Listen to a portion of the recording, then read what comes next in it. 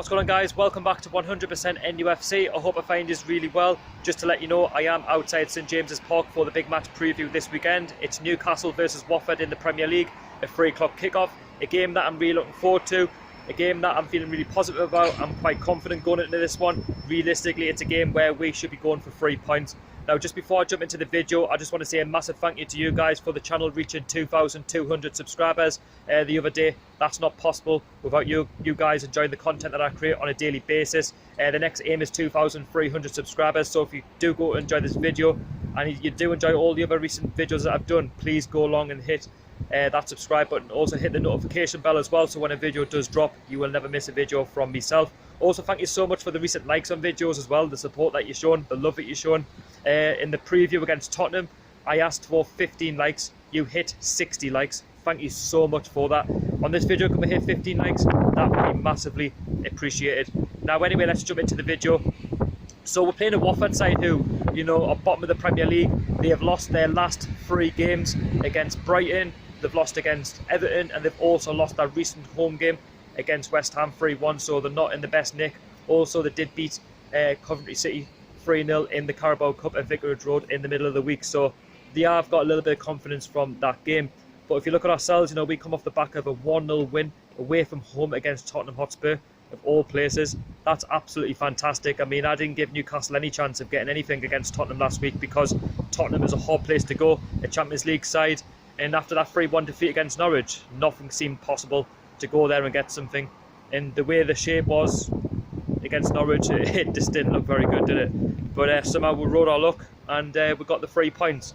Last night we played Leicester City, which was a very fringe side, and I thought we played really well despite getting beat on penalties 4-2 and getting knocked out of the Carabao Cup to Leicester City. I felt like we played really well, you know, against their so-called first 11 with, you know, the likes of Carl Darlow net, Kieran Clark, you know, the players that, you know, up front. And I felt like we played, you know, decent. We played our game, and that's what we're there to do. And I feel like in the last couple of results, the performances are starting to come together. I feel like the team are starting to gel a little bit more now. I think they're starting to understand what Steve Bruce wants of them, and that can only be a positive sign. But as I've said before, Watford, you know, the bottom of the league, and they've lost all 3 of their games. But that doesn't mean that they're going to come up to St James's Park and they're going to roll over. They're no mugs. You know, the very good manager there with Harvey Grazia, who at the minute is under a lot of pressure. He'll be wanting a result against us on Saturday. They'll be looking for the 3 points because he knows that if he doesn't get a result against us on Saturday, his job potentially is on the line. And Watford, you know, they've got some very, very good players to watch out for, such as De Feo, who we know from his Everton days. We know that he can cut in. We all know that he's very trickery, he's very skillful. Someone who can, you know, take the ball from one end of the pitch to the other. Someone who likes to, you know, cause a nightmare to a defence. So whoever's playing in that back 3 needs to be very wary of him. Also, we need to watch out for Danny Welbeck, who signed from Arsenal. Yes, he's injury prone. We have been linked with Danny Welbeck, you know, in the past, but he is a deadly finisher. Someone who, if you give him the ball, he will finish 9 times out of 10. He's powerful, and he's got a very good goal scoring record as well. So, you know, he'll be fancying his chances against us as well. He did play against Coventry in the week. Also, Daryl Janmaat, who used to play for Newcastle, someone who likes to get forward, but didn't do very well in terms of a defensive side of things at Newcastle, but someone who's got experience and someone who would know about. As well as that, Tom Cleverley in the midfield, he likes to get forward as well. He scored that freak goal against us in his Manchester United days, so someone else to watch out for in the centre of midfield. But, you know, Watford have got a very pacey side, a very young side, with players who, you know, on the day can put up a very good performance.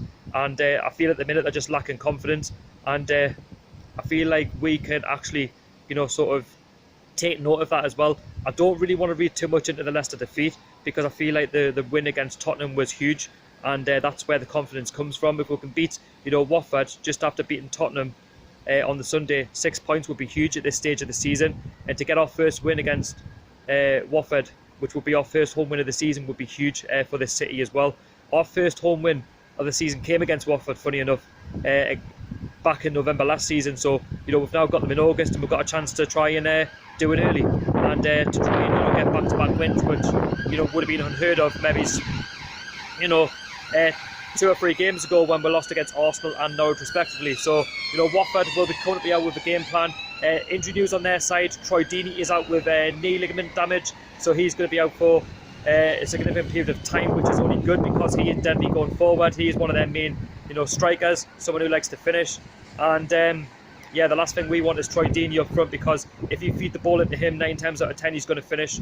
And he's very good when a set piece goes into the box as well. So we've kind of got off of one there. If there's any Watford fans watching from the Newcastle side of things, I feel like Joe Linton, is going to be a player to watch out for. He got his first Premier League goal of the season against Tottenham last week, but he'd be looking for his first goal at St James's Park in the Premier League, so definitely one to watch out for. Also, John Joe Shelby, if he plays, he likes to play the Hollywood Bulls. He likes to spray the ball forward. Matt Ritchie, if he plays as well, because he pulled up against Leicester City with a bad injury from Chowdhury, the Leicester centre mid, which should have been a red card. He did trot off, and I hope he does pull through when that he is in contention for the game against you lot on Saturday, because I feel like he makes our team tick. And you have to watch out for the likes of Fabian Shaw. Almiron likes to get forward as well. So we have got some powerful players that can make a difference on the day, and I feel like we've got a point to prove. We're at home. Steve Bruce will be itching for his first win as Newcastle United head coach at St James's Park behind me, and he knows that if we don't get a good result against Watford on Saturday, it could turn very awkward, and that's not what we want at this stage of the season. We've got the likes of Liverpool coming up after the international break, so if we can get 3 points, that would be great, and it's something that we can build on, and it's a good result. But at the end of the day, Steve Bruce is still under pressure. The jury still is out on Steve Bruce to get results, and he'll be getting judged at this place behind me. So let's hope that Steve Bruce, can somehow pull up, a rabbit out of the hat and get 3 points against a Watford side who, will not back down on Saturday. They will be looking to play from the very start. I feel like it's going to be a very bitty game. I feel like both sides are going to go for it. I feel like, that they've got nothing to lose, but we also have got to try and aim for the 3 points.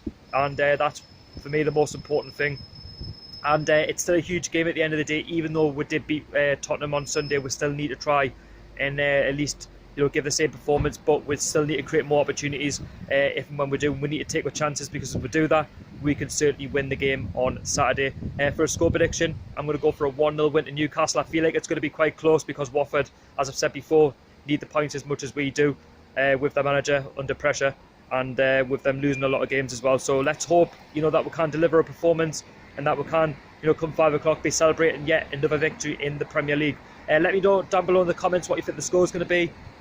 Newcastle fans, Watford fans, what team do you think Steve Bruce is going to pick on Saturday? I guess he's going to stick with the same formation that he's used since he's been here, the 5 at the back, the wing-back system. So, and it kind of did work a little bit against Tottenham, but we'll have to wait and see what he does on Saturday. Anyway, if you are new to the channel, please don't forget to go along, subscribe, hit the like button, and put your comments down below. I'll see you all in the review. Enjoy the game on Saturday.